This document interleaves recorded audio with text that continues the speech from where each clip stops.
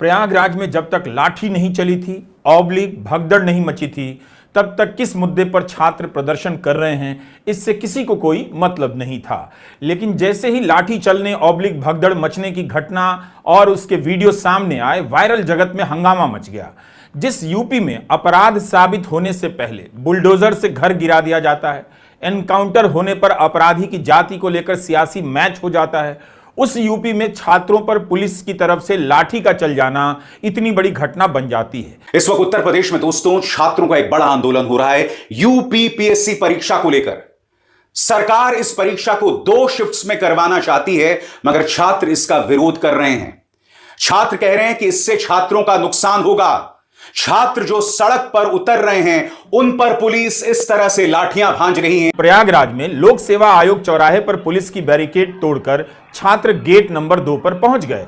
सुबह से ही यहां जमा होने लगे थे, सरकार और पुलिस के खिलाफ नारेबाजी कर रहे थे। जिस यूपी के युवा इस तरह के नारे लगाते हों कि यूपी में रहना है तो योगी योगी करना है, मोदी मोदी करना है, उस यूपी के युवाओं के प्रदर्शन में इन दोनों महान नेताओं की तस्वीर नजर नहीं आई।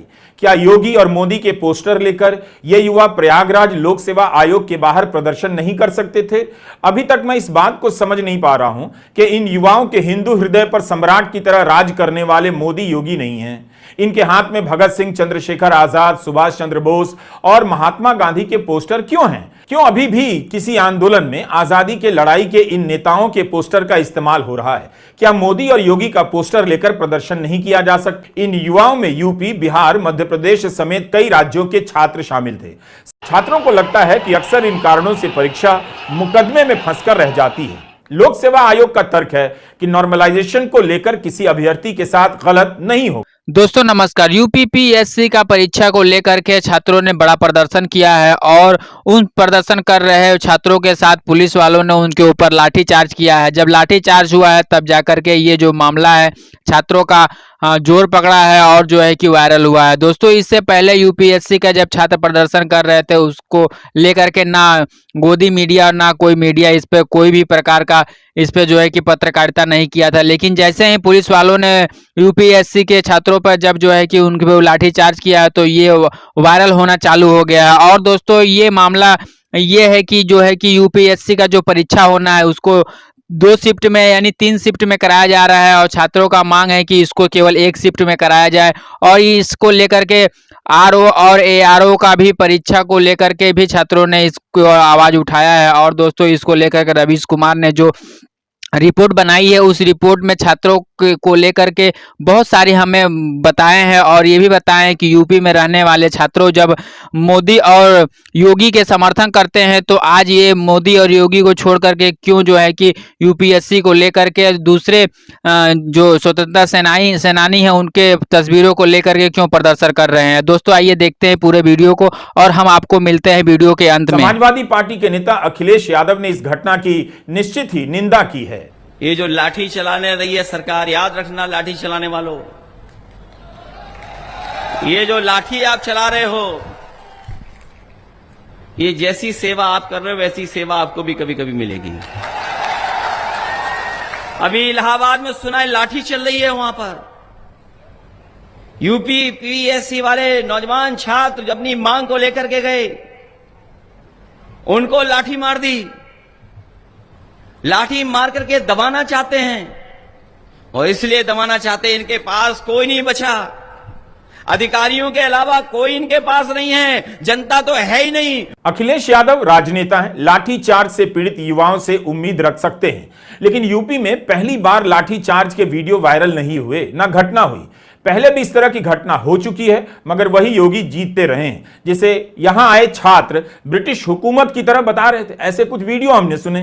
योगी सरकार की तुलना ब्रिटिश सरकार से करने वाले युवा के बयान को सुनकर मेरा तो दिल बैठ गया। मैंने तुरंत ही ईश्वर से प्रार्थना की देन एंड देयर कि हे ईश्वर, ऐसा कहने वाले इस नादान युवा के पास प्रधानमंत्री आवास योजना से मिला घर भी ना हो या पूरी तरह से बेघर निकल जाए, क्योंकि जब घर ही नहीं होगा तब बुलडोजर किस पर चलेगा। चिंता ना करें, इतनी मेहनत कर रहा हूं तो जरूर बताऊंगा आंदोलन के पीछे कारण क्या है। वैसे जब हमने छात्रों से कहा कि वे अपना बयान रिकॉर्ड करके दे दें तो सहम गए, पीछे हट गए, उन्होंने इनकार कर दिया।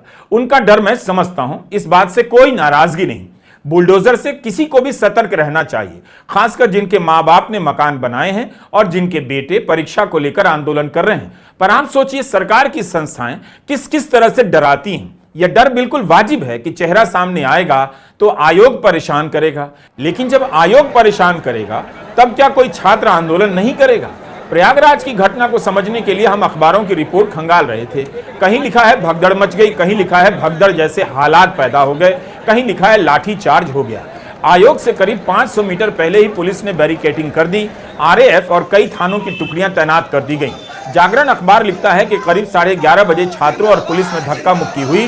12 बजे छात्रों का प्रदर्शन उग्र होने लगा और पुलिस और प्रदर्शनकारी छात्रों में झड़प हो गई। उसी समय छात्रों ने लोक सेवा आयोग के लिए कूच कर दिया।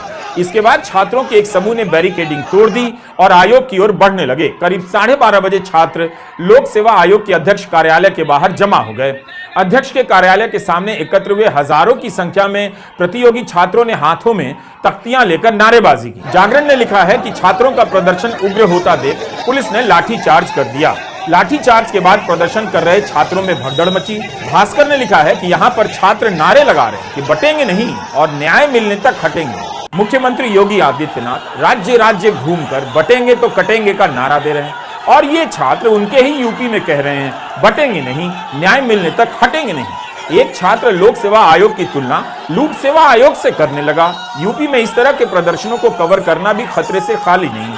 कब यहाँ की जनता अतीत के सम्मान की लड़ाई लड़ती है और कब भविष्य को लेकर युवा सड़कों पर आ जाते हैं, पता नहीं चलता। सोचना चाहिए कि आखिर धर्म की राजनीति का नशा इतनी जल्दी कैसे उतर जाता है कि हजारों छात्र मामूली वेतन की नौकरी के लिए प्रदर्शन करने आ गए। इसकी भी जांच होनी चाहिए। वैसे डीसीपी सिटी प्रयागराज ने कहा है कि पुलिस ने बल प्रयोग नहीं किया है, प्रदर्शन शांतिपूर्वक चल रहा है। पुलिस का यह बयान सुनिए, पीछे से छात्रों के नारों की आवाज भी सुनाई देगी। आज दिनांक 11 नवंबर 2024 को उत्तर प्रदेश लोक सेवा आयोग के समक्ष प्रतियोगी छात्रों द्वारा एक धरना प्रदर्शन किया जा रहा है, जो पूर्णतः शांतिपूर्वक किया जा रहा है। यहाँ पे किसी भी प्रकार का कोई भी बल प्रयोग नहीं किया गया है और सभी छात्रों से शांतिपूर्वक वार्ता की जा रही है। हुआ यह कि यूपी पीसीएस और एआरओ की परीक्षा की तारीख आई। 5 नवंबर को आदेश जारी होता है। छात्रों की आपत्ति इस बात को लेकर भी है कि पीसीएस प्री परीक्षा 7 और 8 दिसंबर को 2 शिफ्ट में क्यों कराई जा रही है। एआरओ की प्री परीक्षा 3 शिफ्ट में क्यों हो रही है। 2 शिफ्ट 22 दिसंबर और 1 शिफ्ट 23 दिसंबर को कराई जा रही है। पीसीएस की परीक्षा के लिए 6.25 लाख अभ्यर्थियों ने फॉर्म भरे हैं। एआरओ के लिए 11.25 लाख अभ्यर्थियों ने फॉर्म भरे हैं। घोषणा हुई तो पता चला कि 24 जिलों में परीक्षा नहीं होगी। छात्रों का सवाल वाजिब लगा कि प्रयागराज में कुंभ में एक दिन में करोड़ों लोगों के आने जाने का इंतजाम हो सकता है, तो यूपी के सभी जिलों में परीक्षा का आयोजन एक शिफ्ट में क्यों नहीं हो सकता। 24 जिलों में परीक्षा न कराने का क्या तुक है। छात्रों का कहना है कि 1758 परीक्षा केंद्र हैं, उन पर एक साथ परीक्षा क्यों नहीं कराई जा सकती है, एक शिफ्ट में क्यों नहीं हो सकती। किस आधार पर 978 केंद्र ही परीक्षा के योग्य पाए गए। अगर सभी केंद्रों पर परीक्षा होगी तो एक ही शिफ्ट में परीक्षा होगी। अभी 2 शिफ्ट में परीक्षा कराई जा रही है, तो इसका मतलब 2 तरह के प्रश्न पत्र आएंगे। फिर दोनों पेपर में मुश्किल और आसान प्रश्नों को सामान्य बनाने के लिए नॉर्मलाइजेशन का फॉर्मूला अपनाया जाएगा। बस इसी बात को लेकर भ्रम की स्थिति पैदा होगी, तरह तरह के सवाल उठेंगे और बातें होंगी। छात्रों की यह बात ठीक लगती है पुराने तमाम अनुभवों को देखते हुए। नॉर्मलाइजेशन को लेकर अक्सर विवाद पैदा हो जाते हैं। छात्रों को लगता है कि अक्सर इन कारणों से परीक्षा मुकदमे में फंसकर रह जाती है। लोक सेवा आयोग का तर्क है कि नॉर्मलाइजेशन को लेकर किसी अभ्यर्थी के साथ गलत नहीं होगा। लोक सेवा आयोग की यह बात सही हो सकती है, मगर इस तरह की प्रक्रिया का अनुभव अच्छा नहीं रहा है। आंध्र प्रदेश, तेलंगाना और केरल में भी ऐसा ही होता है। लोक सेवा आयोग का यह तर्क छात्रों को संतुष्ट नहीं कर रहा है। आयोग के तर्क अखबारों में छपे हैं, उसी से बता रहा हूं। आयोग का कहना है कि प्राइवेट स्कूलों में सेंटर होने से पेपर लीक की आशंका हो सकती है, इसलिए सरकारी कॉलेजों को ही केंद्र बनाया गया है। छात्रों का कहना है पिछली बार एआरओ पेपर किसी सेंटर से नहीं बल्कि प्रिंटिंग प्रेस से लीक हुआ था। जो छात्र दूसरे जिले में परीक्षा देने जा सकता है वह जिला मुख्यालय से 30 से 40 किलोमीटर दूर भी जा सकता है, वहां भी तो सरकारी स्कूल हैं।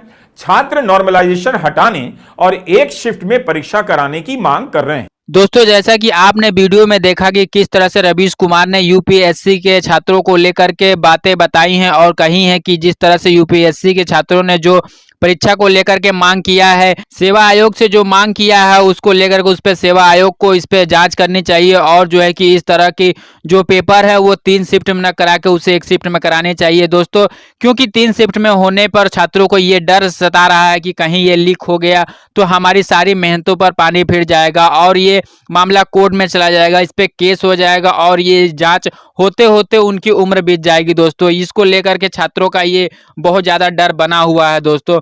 इसी को लेकर के यूपीएससी के एग्जाम और जो है कि आरओ और एआरओ जो 3 परीक्षाएं एक साथ हो रही हैं, इसको लेकर के जो है कि छात्रों ने प्रदर्शन किया है और प्रदर्शन के दौरान पुलिस वालों ने उनके ऊपर लाठीचार्ज करने के बाद ही ये मामला जोर पकड़ा है। और इसके बाद अब जो है कि अखिलेश यादव ने भी इस पे ट्वीट किया और योगी आदित्यनाथ को लेकर के बहुत सारी बातें कही हैं जो आपने वीडियो में सुना। और किस तरह से रवीश कुमार ने भी बताया कि पहले जो योगी और मोदी को लेकर के उनका गुणगान गाते थे, आज वही यूपी के जो छात्र हैं वो किस तरह से आज चंद्रशेखर आजाद और सुभाष चंद्र बोस की और स्वतंत्रता सेनानियों के जो है कि फोटो को लेकर के किस तरह से प्रदर्शन कर रहे हैं। और यहाँ तक कि वहाँ पे जो बैनर बना करके उन लोगों ने जो छात्रों ने प्रदर्शन किया है उसमें बहुत सारे ऐसे बैनर भी बनाए गए हैं जिसमें ये भी लिखा गया कि हम संतोष पागल नहीं हैं, जब तक मिलेगा नहीं तब तक हटेंगे नहीं, जैसे तमाम नाराएं जो है कि बैनर पे लगा करके तमाम तरह की जो है कि प्रदर्शन किया है दोस्तों। इसको लेकर के आपकी अपनी राय क्या है नीचे कमेंट बॉक्स में लिखें। वीडियो अच्छी लगी हो तो वीडियो को लाइक शेयर और हमारे चैनल को सब्सक्राइब जरूर करें। हम मिलते हैं अगले वीडियो में, तब तक के लिए नमस्कार, आपका दिन शुभ हो।